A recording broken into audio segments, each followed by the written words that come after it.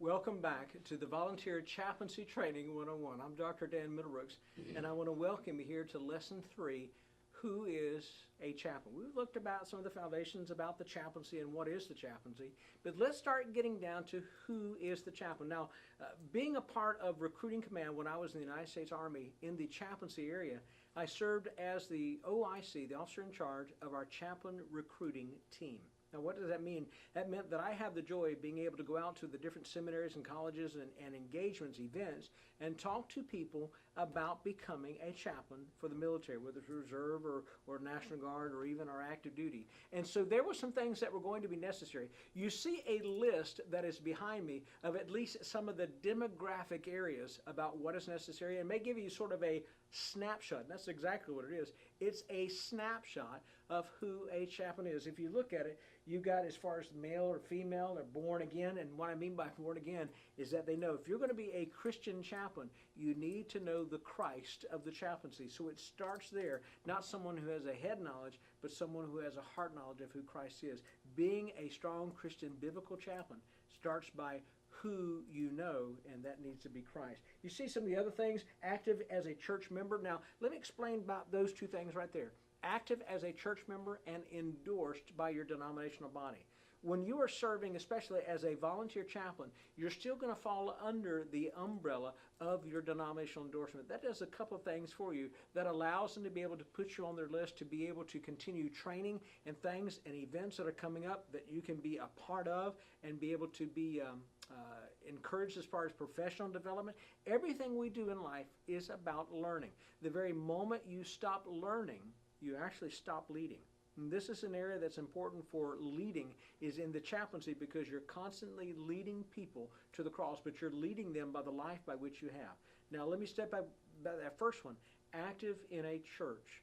I'm interested in people being the chaplains that are already firmly rooted within a church body of Christ. So it's someone that is able to help them grow in their spiritual connections. If you're not a part of a church, it's really kind of hard to be able to anchor yourself and help others to be anchored in the way.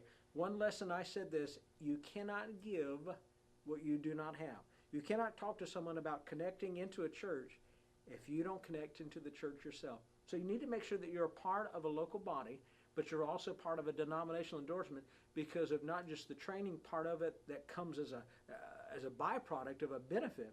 It's also accountability. Accountability is going to be huge when you talk about the chaplaincy. You see some of the things about the honesty of integrity, about confidentiality. Confidentiality we'll talk a little bit more later on in one of our other lessons, but it's the fact that you have a strength of character of who you are as you present Christ to other people. As you come in as a chaplain, they will get to know you as a man or woman of integrity, of honesty, of character, or something else. Remember, reputation either opens a door or closes it. Reputation is like the John the Baptist. It goes before you and says, here he comes, here she comes. And people are either thrilled to see you or they scatter when they see that you're coming. That is a part that's good. Charisma may open the door, but it is going to be your character of who you are that will keep that door wide open. So these are some of the things that you can look at. And again, it's a very simple list because going through even with the military and requirements, that there were certain requirements that we had to have in order for a person to be an active duty Army chaplain, a reserve chaplain. But in the area of being a volunteer chaplain, these are some things that are going to be crucial because your church has to be able to stand for you as well as a denominational body to be able to cover you. When I went into the area of our chaplaincy here in Plant City, both with our Plant City Fire Department, with our Hillsborough County School Board and their security agencies and all of those that are pulling security with our schools, and then ultimately with the Hillsborough County Sheriff's Office, I went through the North American Mission Board, through the chaplaincy section, and I requested from them a denominational endorsement in these areas, every one of them. I was an Army chaplain, that's good enough for me. No, I took the steps to make sure that they recognized what I was going to be doing, and they were saying, yes, we will cover you. But I also had our church, that was the background for me, saying, I am here. Now, I was a pastor of the church, but I still needed the church to be able to say, we are standing beside our pastor in order for him to be able to do that. It is huge to have people that stand with you and stand beside you, so ultimately they stand for you. These are areas that I encourage you, don't try to circumvent and don't try to put them off to the side. These are critical because they will help you be able to grow in who God has called you to be, in the accountability, transparency, and also in the integrity. Okay, so this is just a quick snapshot about who a chaplain is in the demographics. But let's talk about what it means to be a chaplain truly. And the way it comes up on the screen here, you can see it, is that a chaplain is one that understands that the spiritual care, remember what we talked about, the ultimate purpose of the chaplaincy is to bring spiritual care. The spiritual care in the church is much different than the unique setting of the chaplaincy and the workplace. What you have are two very specific cultures. Now, do they kind of blend together? Yes, it's still called the world. But how you minister in a church is going to be different of how you minister in the work environment or in the environment that is other than the church, workplace, law enforcement, things of that nature. And that's where you need to be able to grasp what it is that you're stepping into. This is the challenge that sometimes pastors may have that want to step in as a chaplain. They say, well, I'm a pastor, I can just serve as a chaplain. You can serve because you understand some of the principles about what it means to live that life of integrity, of live that life of honesty, and be able to speak the truth. But how you engage in ministry is going to be different. You're not surrounded by people that think the same way you do. Sometimes that is too great of a challenge for others to be able to go into. That's why, again, the chaplaincy is a unique calling. It's a specific calling, but it is not like a call for everyone. All of us are engaged in certain areas, and this is a spiritual care that is uniquely different because of the place by which you're going into. And being able to understand that the church and the world are two different places. They need the same Christ, but how we go about ministering and effectively taking care of them is going to be different in the steps by which we take. There's an old saying, if you always do what you've always have done, you'll always be what you've always have been. The things that may make you successful or fulfilled within a church may not be the same steps that do the same thing outside. In the military, when I came out of a military mentality, taking care of our chapels and our ministries there, and stepping into now a country civilian type church, do you think that there was a learning curve for me? And the answer is yes. Principles can be the same, but how we are able to put those principles in place determines the environment that you're on. So think about it this way. I want us to be able to look at with a couple of the differences of that, because if you want to consider two examples, let's go ahead and look at the pastor. A pastor, in a sense, has the right given to him by a congregation to minister. What that means is, as I came in as a pastor, there are certain expectations that they provided for me, preaching and teaching, the caring, the discipling and stuff. But there was a right that they gave me in order to be that shepherd. Now, voted in, called in as the shepherd of this church, and the authority by which God had given me in order to proclaim, thus saith the Lord, to be the priest and to be the prophet. And that was a right that they gave to me as I stepped into the church. It was, in a sense, an assumed right, because in that position of ministry, they had certain expectations, but there was also that right by which they gave me in order to minister effectively according to the office by which I held. Now, that's a pastor. Let's look at the second one, because right underneath that, you now have the chaplain. The chaplain ministry is a privilege to minister granted, that's key, by those outside the church. What may be freely given in the church now has to be granted outside the church. If you remember one of the lessons earlier that I said one of the most powerful words that we need to learn in reference to our chaplain ministry is a three-letter word called A-S-K. It's ask. People outside are now granting you permission to be able to speak truth into life. What is that? That comes by, again, transparency. It comes by credibility. It comes by being available so they can see you. It comes by what you're doing to help them engage with life without pushing your agenda on them of things that make you comfortable. And there are going to be things that when they begin to talk and to share stuff that might make you uncomfortable. God is going to give you what you need to help them in that situation, because it's not about conforming to them, but ultimately leading to the one who's going to transform them. That's an exciting part. But you now have what is called the tale of two worlds, not tale of two cities, because Tolstoy's lesson was a whole lot harder. This was a tale of two exciting cities. Both are exciting, Both are very different, and we need to minister to them. So with that, let's look at some of the differences of how we can put it. Let's look at the pastor first. When we look at the church itself, inside the church, you're given the right to preach and serve. But outside the church, it must be earned.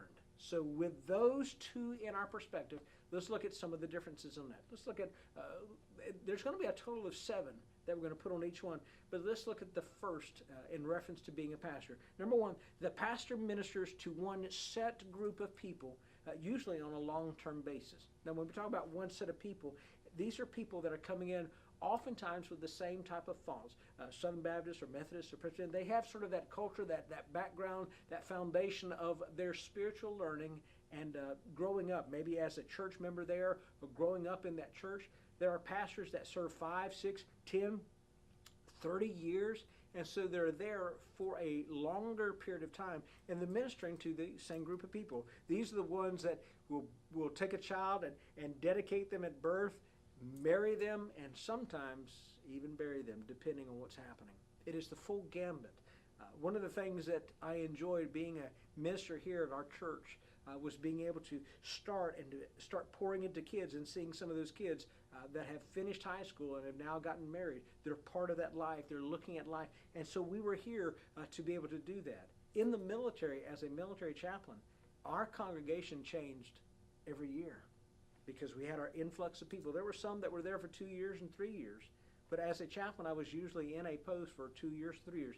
All of my life was transition. But as a minister here, as a pastor, they're usually being able to minister to people who are there for longer periods of time, and they develop that sense of credibility with them that grows in the time. Let's look at number 2. The pastor knows the people fairly well because he's learned them by name. He's learned their families. He's able to engage with them.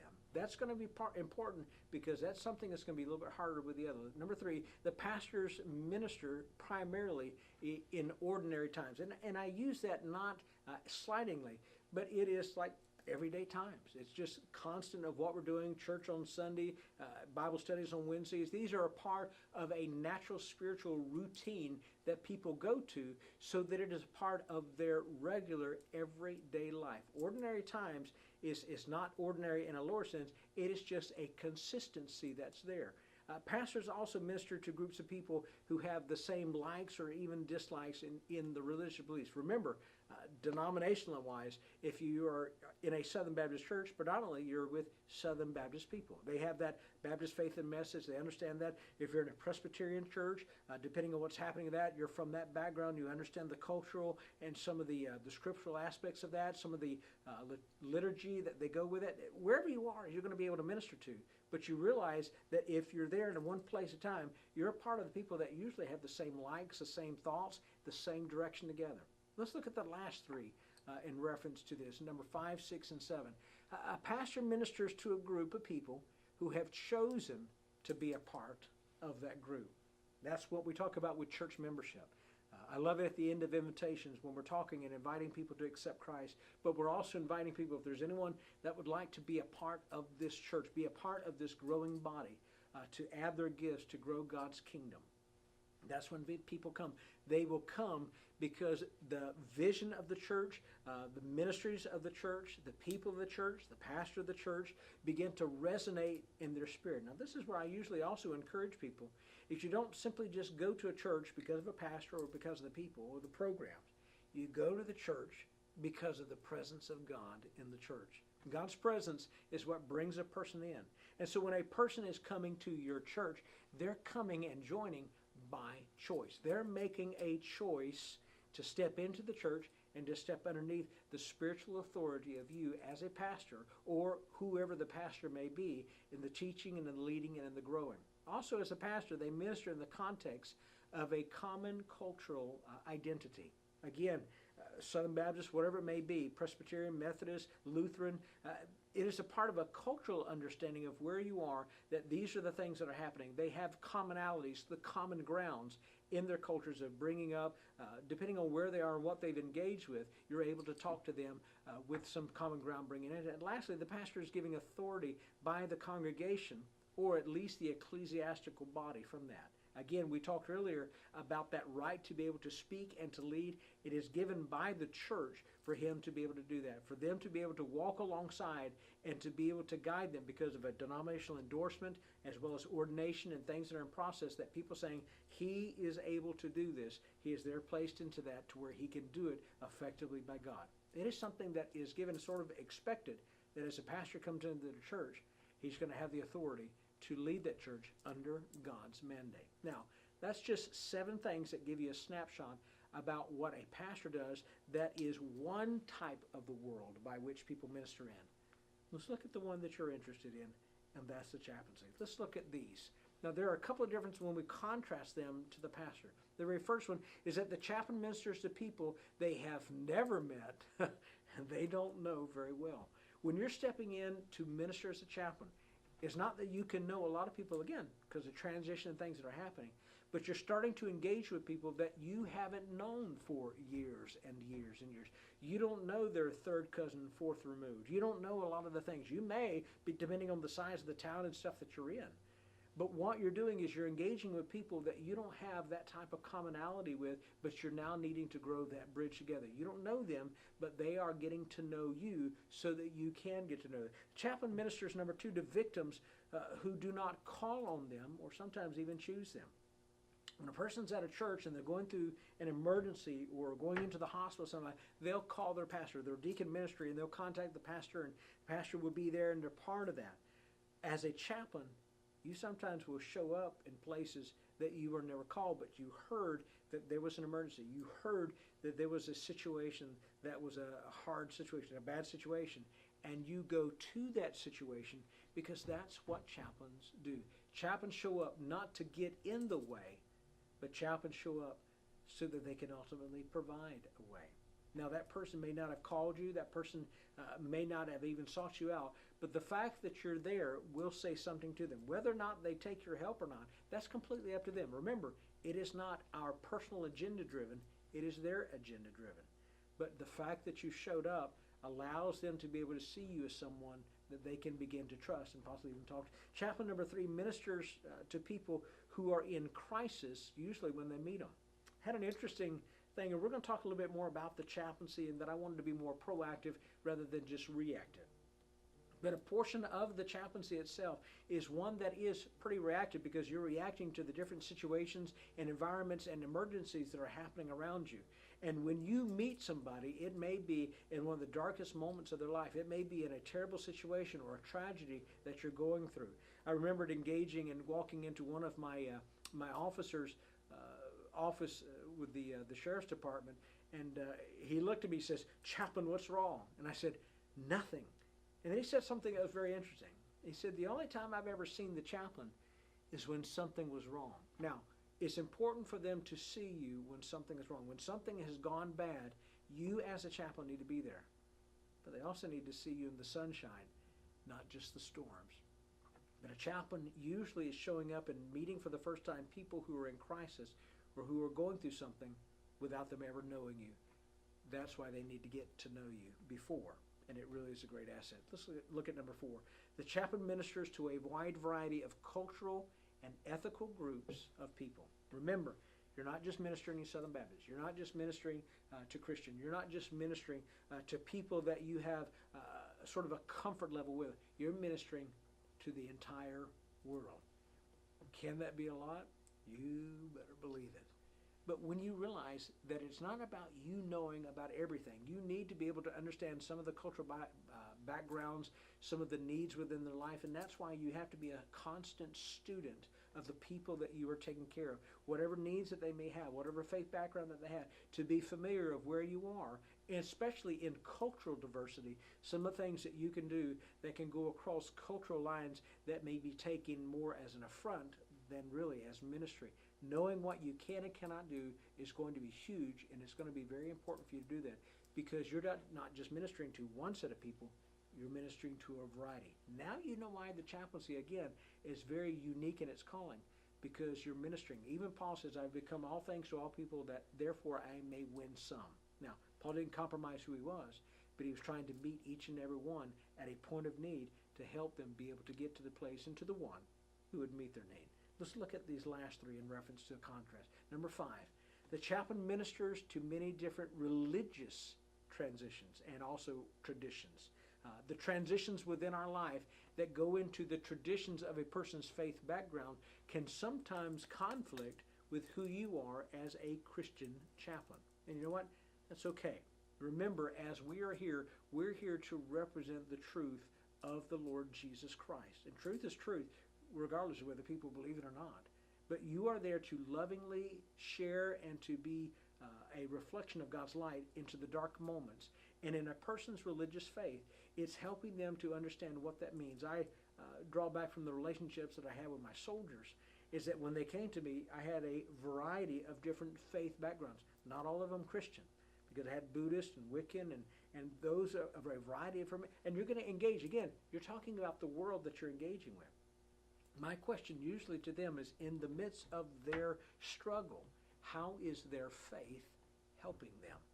It's a great question, because it's a inspection and a self-examination question about where their faith is and what it is that that faith is doing to help them. And countless times I've had people say, well, it's not helping me a lot. Chaplain, what do you do?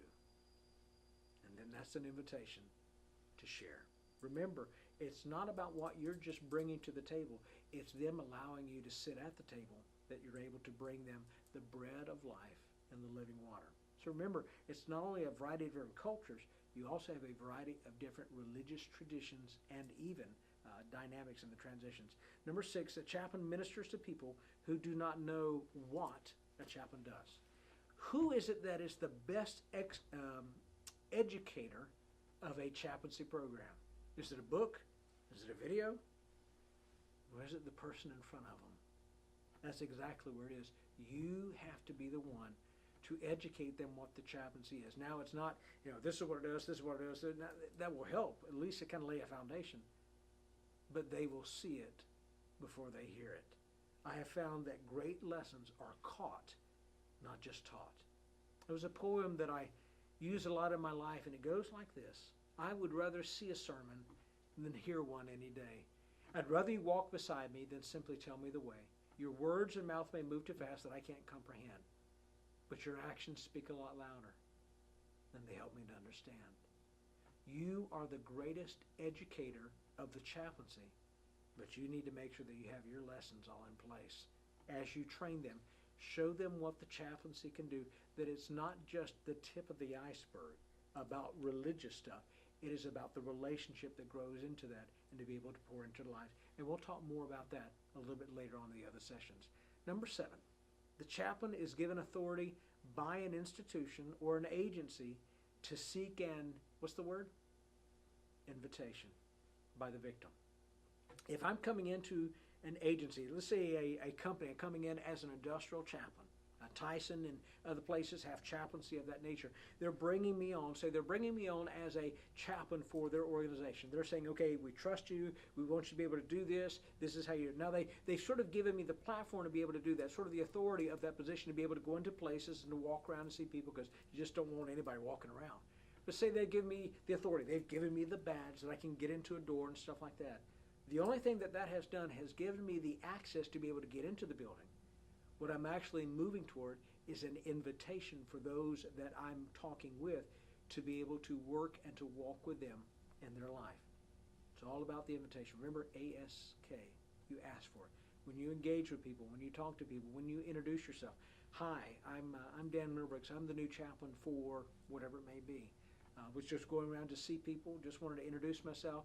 And as I get to know you a little bit more, if there's anything I can do for you, it would be a joy to do that. You know what? It could be just something as simple as that.